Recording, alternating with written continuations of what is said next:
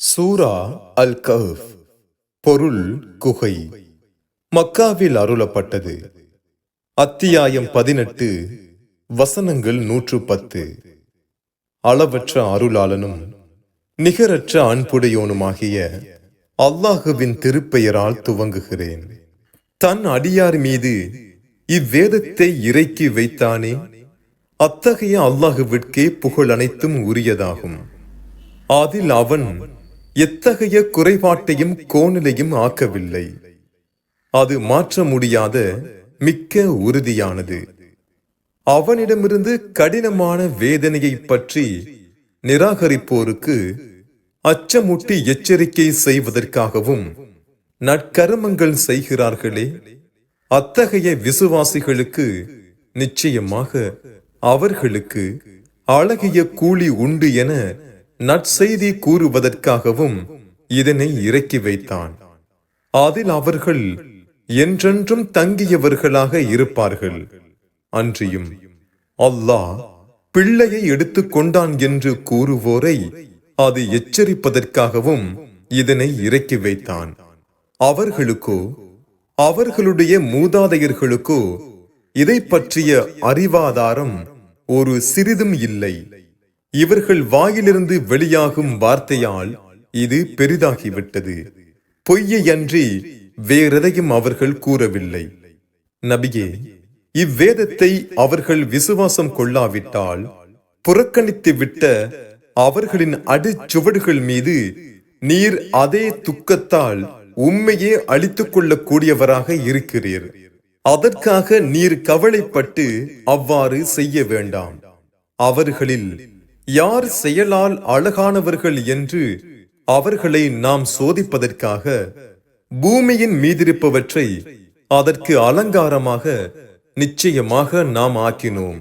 மேலும் ஒரு நாளில் நிச்சயமாக நாம் அதன் மீது உள்ளவற்றை அழித்து புட்பூண்டில்லா வெட்ட வெளியாக்கிவிடக் கூடியவர்கள்.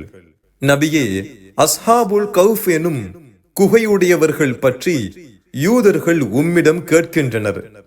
அந்த குகையுடையவர்களும் சாசனத்தையுடையவர்களும் நிச்சயமாக நம்முடைய அத்தாட்சிகளில் ஆச்சரியமானவர்களாக இருந்தனர் என்று எண்ணிக்கொண்டீரா? அவர்களின் சம்பவத்தை கூறுகிறோம். ஒரு சில இளைஞர்கள் ஒரு குகையினுள் அபயத்தை நாடி ஒதுங்கிய போது அவர்கள், எங்கள் இரட்சகனே, உன்னிடமிருந்து அருளை எங்களுக்கு அளிப்பாயாக. நீ எங்களுக்காக எங்கள் காரியத்தில் நேர் வழியை எங்களுக்கு இலகுவாக்கி அமைத்து தருவாயாக என்று பிரார்த்தனை செய்து கூறினார்கள். ஆதலால் அக்குகையில் எண்ணப்பட்ட பல வருடங்கள் வரை அவர்கள் நித்திரை செய்யும்படி செய்தோம்.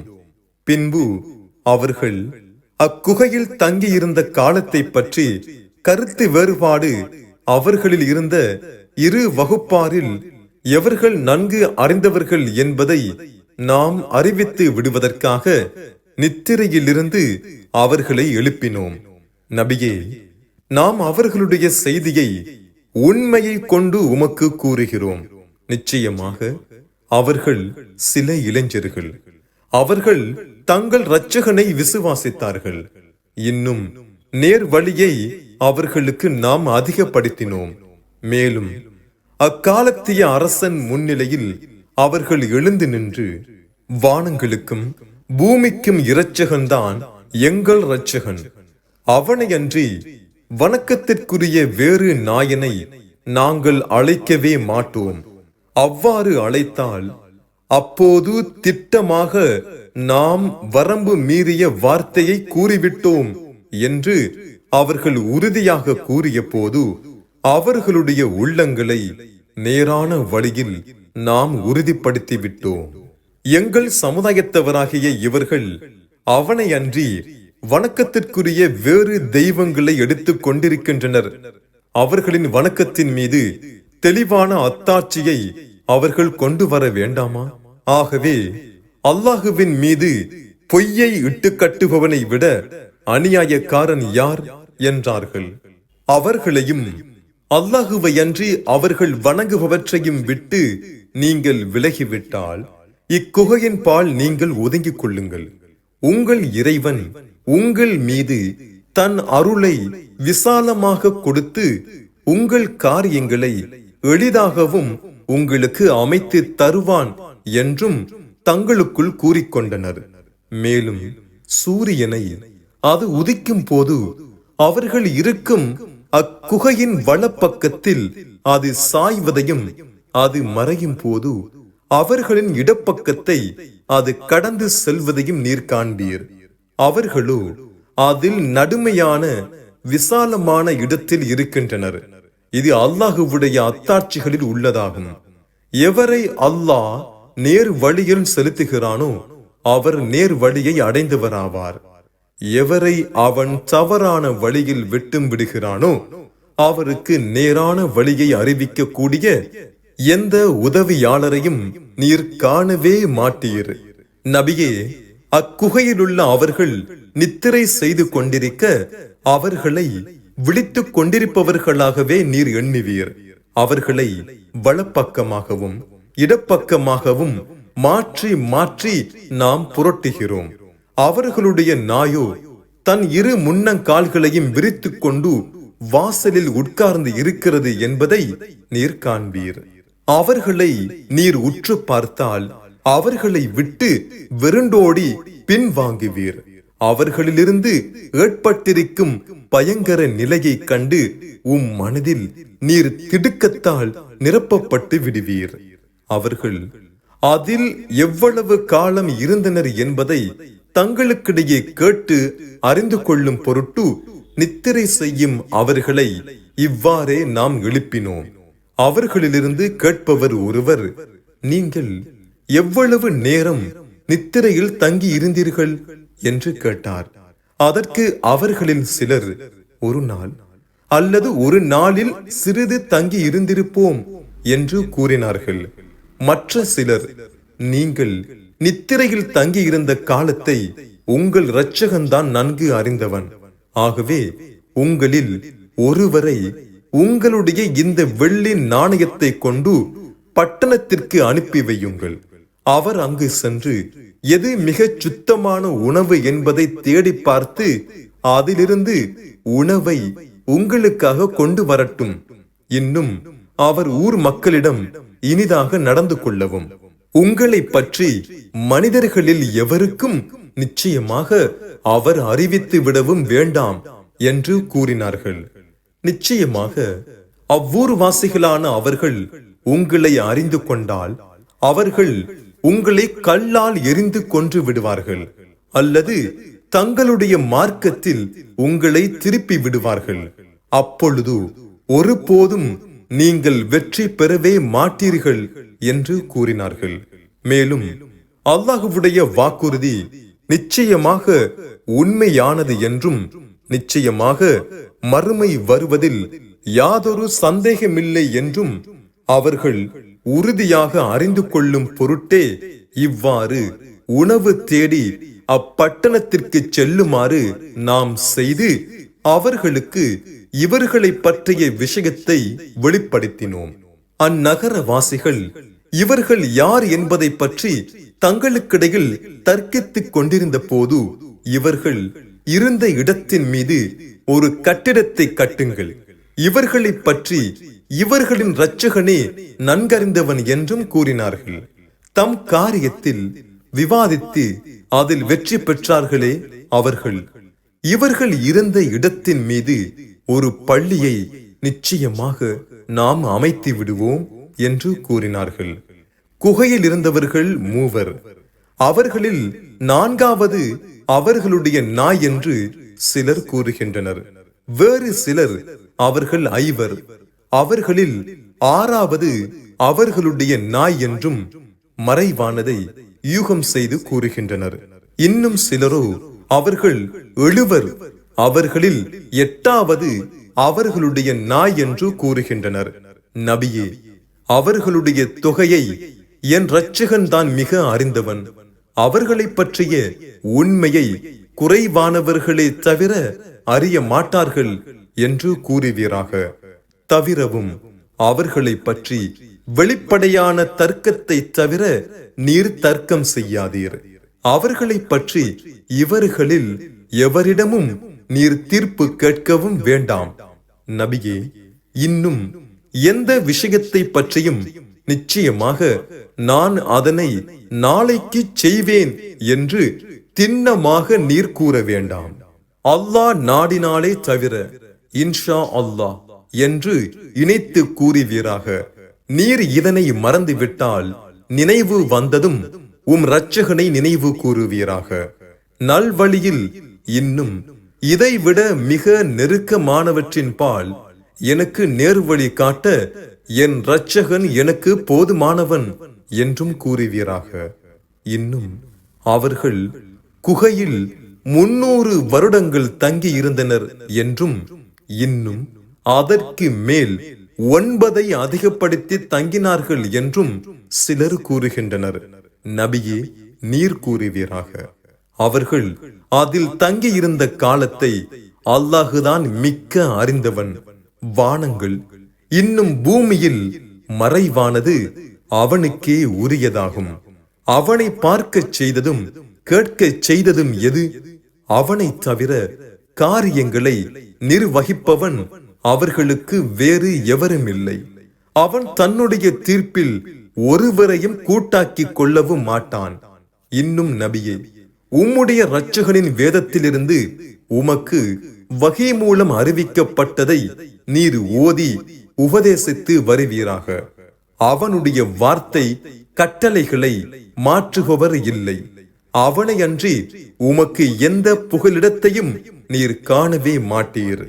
நபியே, தங்கள் இரட்சகனை காலையிலும் மாலையிலும் அழைத்துக் கொண்டு அவனுடைய மேன்மையான முகத்தையும் நாடுகின்றார்களே, அத்தகையோருடன் உம்மை நீரும் ஆக்கி கட்டுப்படுத்திக் கொள்வீராக. இவ்வுலக வாழ்வின் அலங்காரத்தை நீர் நாடி அத்தகைய நல்லவர்களை விட்டும் கண்களை திருப்பியும் விடாதீர்.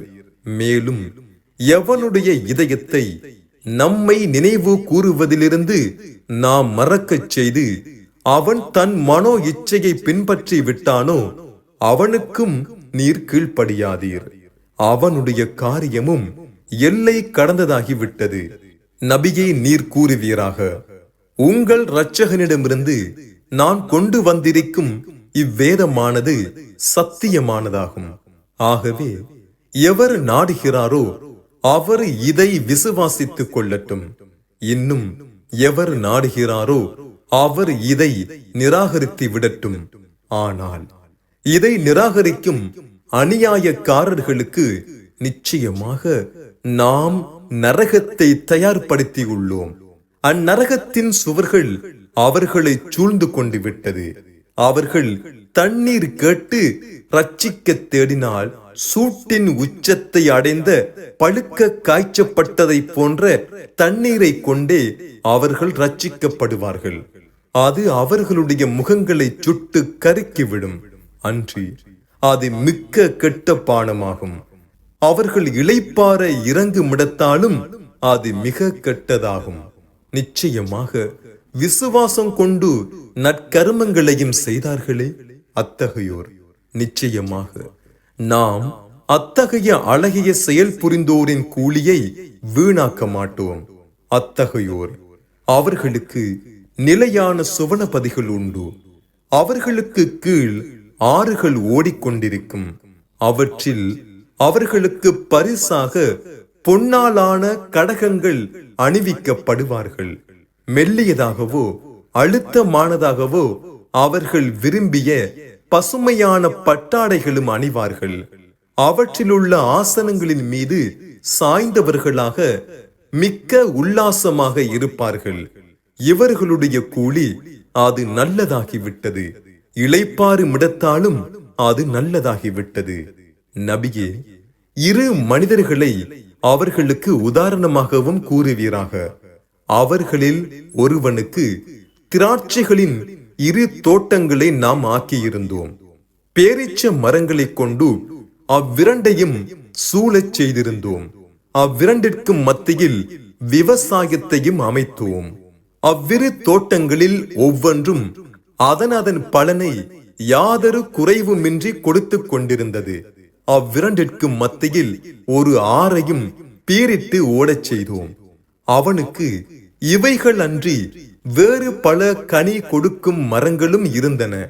அப்பொழுது ஒரு நாள் அவன் தன்னுடன் பேசிக் கொண்டிருந்த தன் தோழனிடம், நான் உன்னை விட பொருளால் மிக அதிகமானவன், ஜனத்தொகையிலும் நான் உன்னை மிகைத்தவன் என்று கர்வத்துடன் கூறினான்.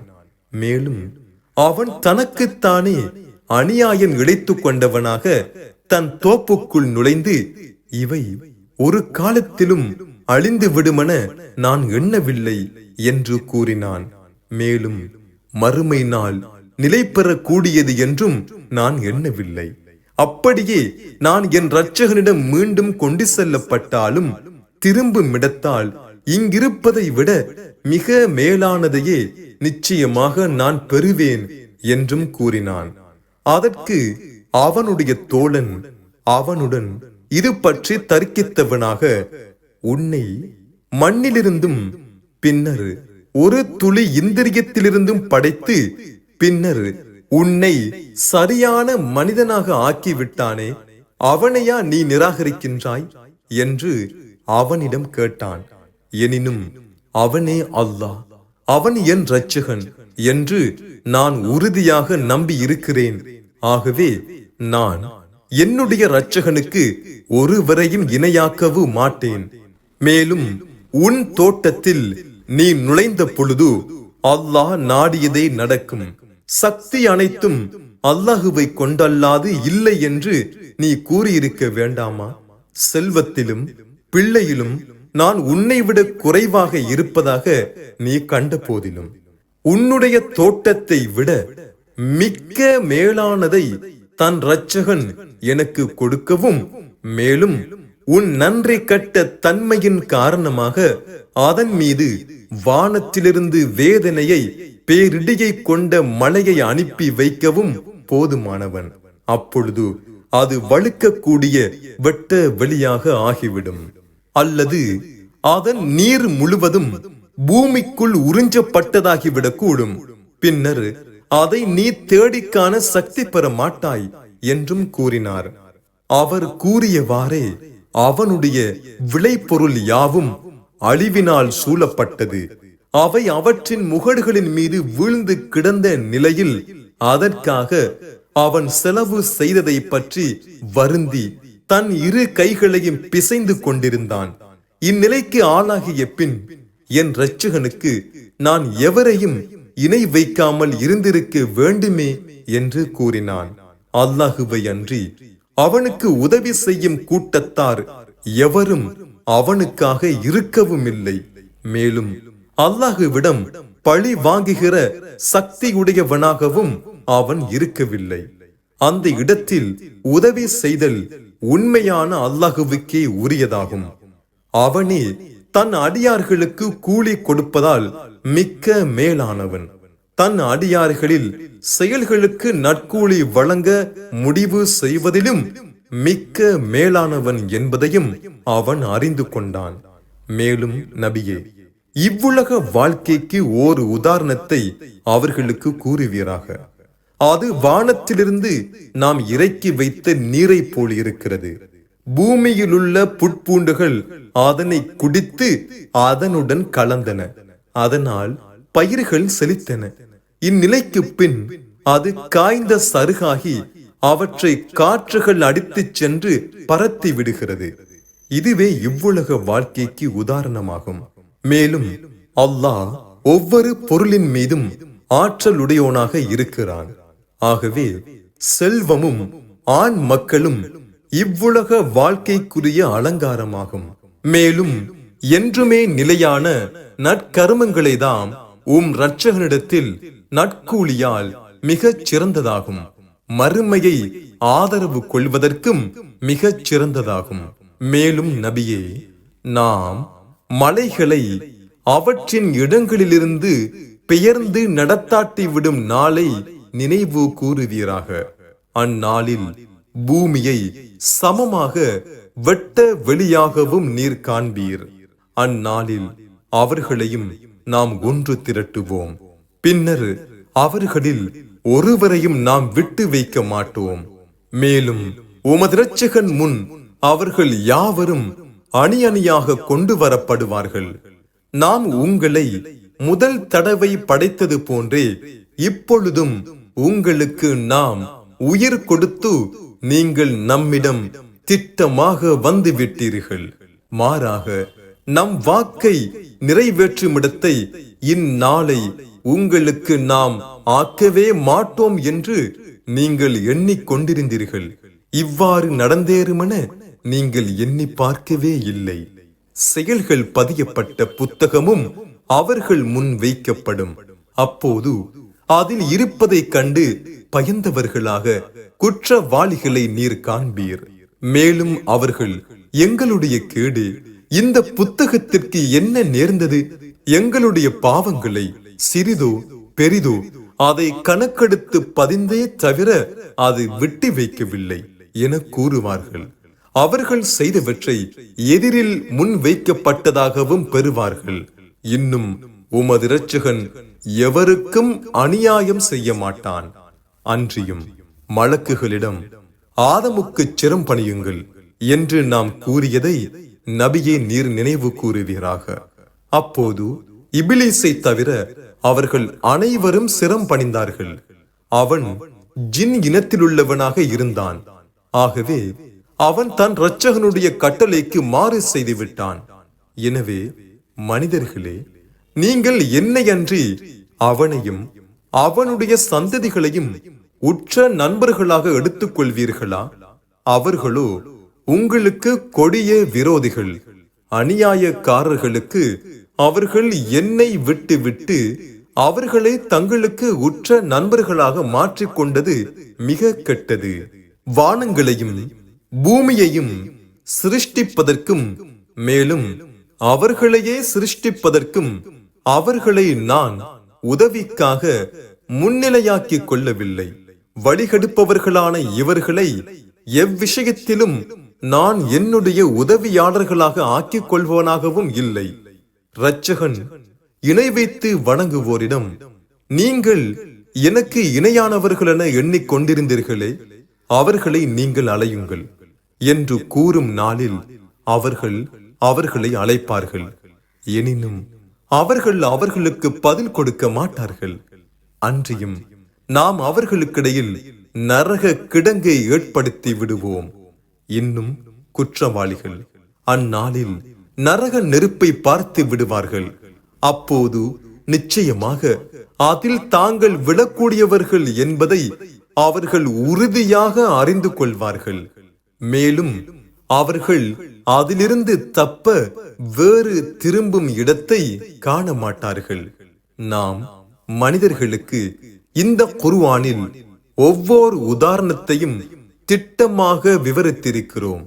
எனினும் மனிதன் வீண் தர்க்கம் செய்வதால் மிக அதிகமானவனாக இருக்கிறான்.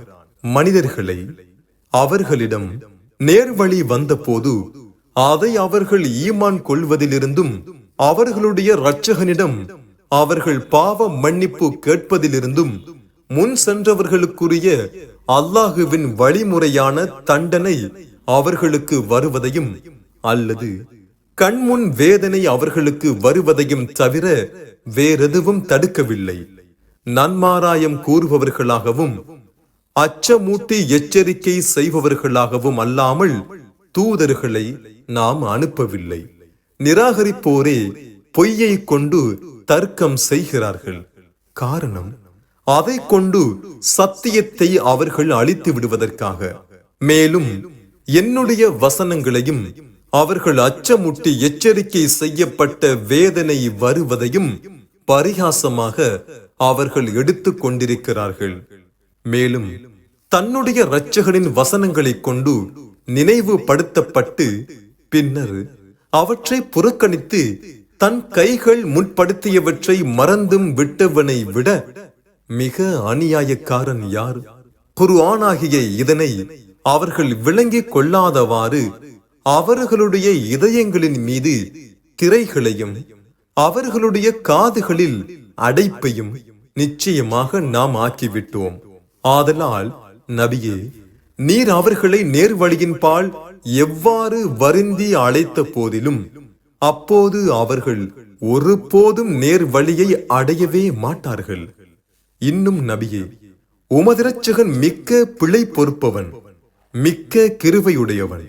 அவர்கள் சம்பாதித்த தீயவற்றின் காரணமாக அவன் உடனுக்குடன் அவர்களை பிடிப்பதாயிருந்தால் நிச்சயமாக அவர்களுக்கு வேதனையை துரிதமாக்கியிருப்பான். எனினும் அவர்களை பிடிக்க அவர்களுக்கு ஒரு வாக்களிக்கப்பட்ட தவணை உண்டு. அவனையன்றி அவர்கள் தப்பி ஒதுங்குமிடத்தை பெறவே மாட்டார்கள். மேலும் இத்தகைய ஊர்வாசிகள் அவர்கள் பாவம் செய்த போது அவர்களை நாம் அழித்து விட்டோம். அவர்களை அழிப்பதற்கு ஒரு தவணையையும் நாம் ஏற்படுத்தி இருந்தோம். அத்தவணையில் நாம் அவர்களை அழித்தோம். மூசா தன்னுடன் இருந்த இளைஞனிடம், இரு கடல்களும் சந்திக்கும் இடத்தை நான் அடையும் வரையில் நான் சென்று பிரயாணித்துக் கொண்டே இருப்பேன், அல்லது நீண்ட காலம் பிரயாணிக்க நேர்ந்தாலும் நான் சென்று கொண்டிருப்பேன் என்று கூறியதை நபியே அவர்களுக்கு நீர் நினைவுபடுத்துவீராக. அவர்கள் இருவரும் அவ்விரண்டு கடல்களுக்கு இடையே சந்திக்கும் இடத்தை அடைந்த பொழுது தங்களுடைய மீனை அவர்கள் இருவரும் மறந்துவிட்டனர். அப்போது அது கடலில் தன்னுடைய வழியை சுரங்கமாக அமைத்துக் கொண்டு சென்று விட்டது. தாங்கள் செல்லுமிடம் அதுதான் என அறியாது அவ்விருவரும் அதை கடந்து விட்ட போது மூசா தன் இளைஞனிடம், நம்முடைய காலை உணவை நீர் நமக்கு கொண்டு வாரும். நிச்சயமாக நாம் நம்முடைய இந்த யாத்திரையில் களைப்பை சந்தித்து விட்டோம் என்று கூறினார். அதற்கு அவர், அக்கட்பாறையில் நாம் ஒதுங்கிய சமயத்தில் நீங்கள் பார்த்தீர்களா? அப்போது நிச்சயமாக நான் மீனை பற்றி கூற மறந்துவிட்டேன். அதனை நான் கூறுவதை ஷைத்தானை அன்றி மற்றவரும் எனக்கு மறக்கச் செய்யவில்லை. அங்கு அது கடலில் செல்ல ஆச்சரியமான விதத்தில் தன் வழியை எடுத்துக்கொண்டது என்று கூறினார். அதற்கு மூசாவாகிய அவர், அதுதான் நாம் தேடிக் கொண்டிருந்த இடமானதாகும் என்று கூறினார். பின்னர் அவ்விருவரும் அவ்விடத்தை தேடி தங்கள் அடிச்சுவடுகளின் மீதே பின்பற்றி வந்த வழியே இருவரும் திரும்பிச் சென்றார்கள். ஆகவே அவ்விருவரும் அங்கு நம் அடியார்களில் ஒரு அடியாரை கண்டார்கள். அவருக்கு நம்மிடமிருந்து அருளை அளித்திருந்தோம். இன்னும் நாம் அவருக்கு நம்மிடமிருந்து அறிவையும் கற்பித்திருந்தோம். மூசா அவரிடம், உங்களுக்கு கற்பிக்கப்பட்ட நன்மையானவற்றை நீங்கள் எனக்கு கற்றுக் கொடுப்பதற்காக நான் உங்களை பின்தொடரட்டுமா என்று கேட்டார். அதற்கு அவர், என்னுடன் பொறுமையாக இருக்க நிச்சயமாக நீர் சக்தி பெறவே மாட்டீர் என்று கூறினார். ஆகவே செய்தியால் எதை பற்றி நீர் முழுமையாக அறிய மாட்டீரோ அதன் மீது நீர் எவ்வாறு பொறுமையாக இருப்பீர் என்றும் கூறினார்.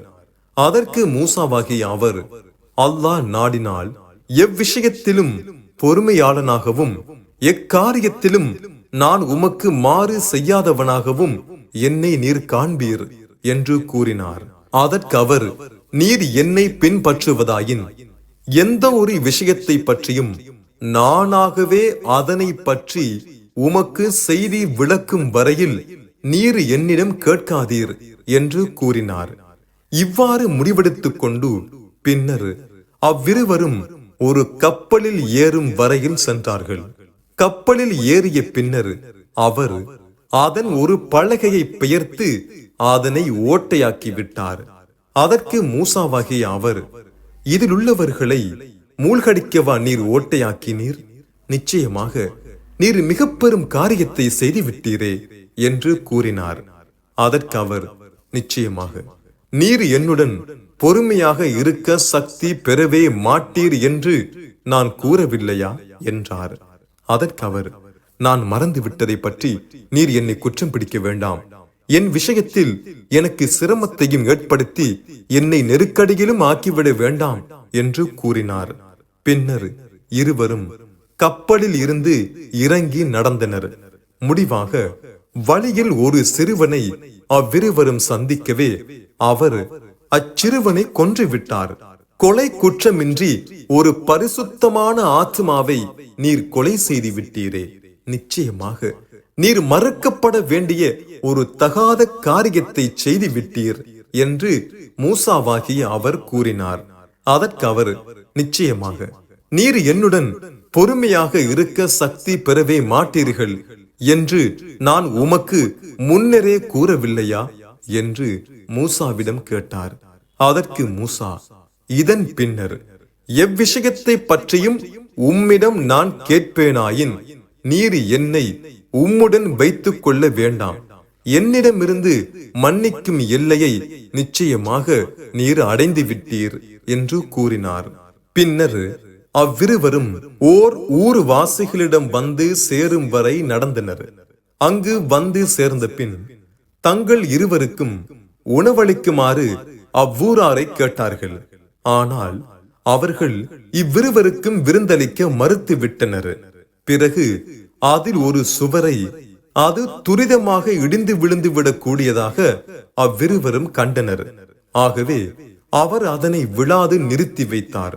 அதற்கு மூசா அவரிடம், நீர் நாடி இருந்தால் இவ்வூராரிடம் இதற்குரிய கூலியை எடுத்திருக்கலாமே என்று கூறினார். அதற்கு அவர், எனக்கும் உமக்குமிடையில் இதுதான் பிரிவாகும். எதன் மீது பொறுமையாய் இருக்க நீர் சக்தி பெறவில்லையோ அதன் விளக்கத்தை நான் உமக்கு அறிவிக்கிறேன் என்று கூறினார். அக்கப்பல் கடலில் வேலை செய்யும் ஏழைகள் சிலருக்கு உரியதாக இருந்தது. ஆகவே அதனை பழுதாக்க நான் நாடினேன்.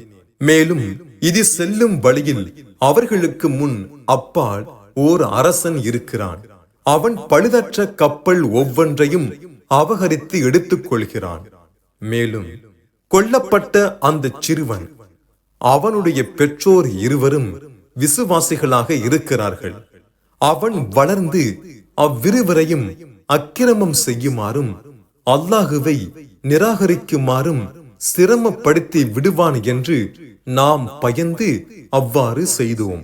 ஆகவே அவ்விருவருக்கும் கொல்லப்பட்ட இவனை விட பரிசுத்தத்தால் மிகச் சிறந்தவனையும் பெற்றோர் மீது அன்பு செலுத்துவதில் நன்றியுள்ள மிக நெருக்கமுடையவனையும் அவ்விருவரின் இரட்சகன் மாற்றி கொடுப்பதையும் நாம் நாடினோம். அந்த சுவர் அப்பட்டணத்திலுள்ள அனாதை சிறுவர் இருவருக்குரியதாக இருந்தது. அதற்கு கீழ் அவ்விருவருக்கு சொந்தமான புதையல் ஒன்றும் இருந்தது. அவ்விருவரின் தந்தை மிக்க நல்லவராக இருந்தார். ஆகவே உமது இரட்சகனிடமிருந்துள்ள அருளாக உமது இரட்சகன் அவ்விருவரின் வாலிபத்தை அடைந்து தங்கள் இருவருடைய புதையலை வெளியிலெடுத்துக் கொள்ளுமாறு செய்ய நாடினான். இதனை நான் என் இஷ்டப்படி செய்து விடவில்லை. இதுதான் எதன் மீது பொறுமையாக இருக்க நீர் சக்தி பெறவில்லையோ அதனுடைய விளக்கமாகும் என்று கூறினார். நபியே, துல்கர் நைனை பற்றியும் யூதர்கள் உம்மிடம் கேட்கின்றனர். அவருடைய செய்தியை நான் உங்களுக்கு ஓதி காண்பிக்கிறேன் என்று நீர் கூறுவீராக. நிச்சயமாக நாம் அவருக்கு பூமியில் அவருடைய ஆட்சியை நிறுவ வசதி அளித்தோம். ஒவ்வொரு பொருளிலிருந்தும் தக்க பயனடையும் வழியை அவருக்கு நாம் கொடுத்தோம். ஆகவே அவர் ஒரு வழியை பின்பற்றி சென்றார். முடிவாக சூரியன் மறையும் இடத்தை அவர் அடைந்த பொழுது சேற்று கடலில் அது மறைவதை கண்டார். அவ்விடத்தில் ஒரு சமூகத்தாரையும் கண்டார். நாம் அவரிடம், துல்கர் நைனே, ஒன்று நீர் இவர்களை வேதனை செய்யலாம், அல்லது அவர்களுக்கு அழகிய நன்மையை நீர் உண்டாக்கலாம் என்று கூறினோம். ஆகவே அவர் அவர்களிடம், எவர் அநியாயம் செய்கிறாரோ அவரை நாம் வேதனை செய்வோம். பின்னர் அவர் தன் இரட்சகனிடம் திருப்பப்படுவார். அப்போது அவரை அவன் மிக கடினமான வேதனையாக வேதனை செய்வான் என்று கூறினார். அன்றியும் எவர் விசுவாசம் கொண்டு அதன் அடிப்படையில் நற்கருமமும் செய்கிறாரோ அவருக்கு இரட்சகனிடத்திலும் அழகான நற்கூலி இருக்கிறது. நாமும் நம்முடைய காரியத்திலிருந்து சுலபமானதை அவருக்கு கூறுவோம் என்றும் கூறினார். பின்னர் அவர் ஒரு வழியை பின்பற்றி சென்றார். முடிவாக அவர் சூரியன் உதயமாகும் இடத்தை அடைந்த பொழுது அது ஒரு சமூகத்தாரின் மீது உதயமாகி இருப்பதையும் கண்டார். அவர்களுக்கு அதை தவிர்த்து அதன் வெப்பத்திலிருந்து காத்துக்கொள்ள எந்த தடுப்பையும் நாம் ஏற்படுத்தவில்லை. அவர்களுடைய நிலைமை உண்மையில் அவ்வாறே இருந்தது. இன்னும் அவரிடம் இருந்ததை நிறைவான அறிவால் திட்டமாக நாம் நன்கறிந்திருந்தோம். பின்னர் அவர் ஒரு வழியை பின்பற்றி சென்றார். முடிவாக அவர் இரு மலைகளுக்கிடையே இருந்த ஒரு இடத்தை அடைந்த பொழுது அவ்விரண்டிற்கும் அப்பால் இருந்த ஒரு சமூகத்தாரை கண்டார். அவர்களுடைய மொழியில் அல்லாத அவரின் கூற்றை விளங்கக்கூடியவர்களாக அவர்கள் இருக்கவில்லை. அவர்கள் இவரிடம் சாடை மூலம் துல்கர் நைனே, நிச்சயமாக யஜூஜ் மௌஜூஜ் எங்கள் பூமியில் வந்து பெரும் குழப்பவாதிகளாக இருக்கிறார்கள். எங்களுக்கும் அவர்களுக்கும் இடையில் நீர் ஒரு தடையை, தடுப்பு சுவற்றை ஏற்படுத்துவதற்காக ஒரு தொகையை உமக்காக நாங்கள் ஆக்கி தரலாமா என்று கேட்டார்கள். அதற்கு அவர், என் இரட்சகன் எனக்கு எதில் வசதி அளித்துள்ளானோ அது மிக்க மேலானது. உங்கள் பலம் கொண்டு எனக்கு உதவி செய்யுங்கள். உங்களுக்கும் அவர்களுக்கும் இடையில் உறுதியான ஒரு தடுப்பை நான் அமைத்து விடுகிறேன் என்று கூறினார். நீங்கள் இரும்பு பாலங்களை என்னிடம் கொண்டு வாருங்கள்.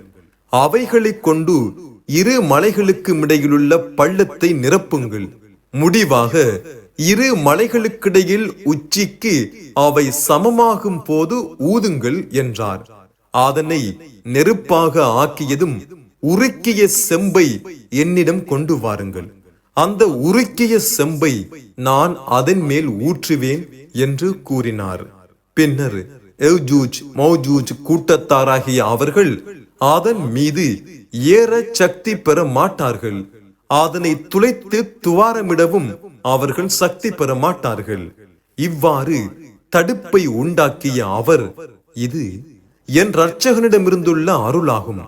என் இரட்சகனின் வாக்குறுதியாகிய மறுமை நாள் வந்துவிட்டால் இதனை அவன் தூள் தூளாக்கி விடுவான். என் இரட்சகனின் வாக்குறுதி முற்றிலும் உண்மையானதாக இருக்கிறது என்று கூறினார்.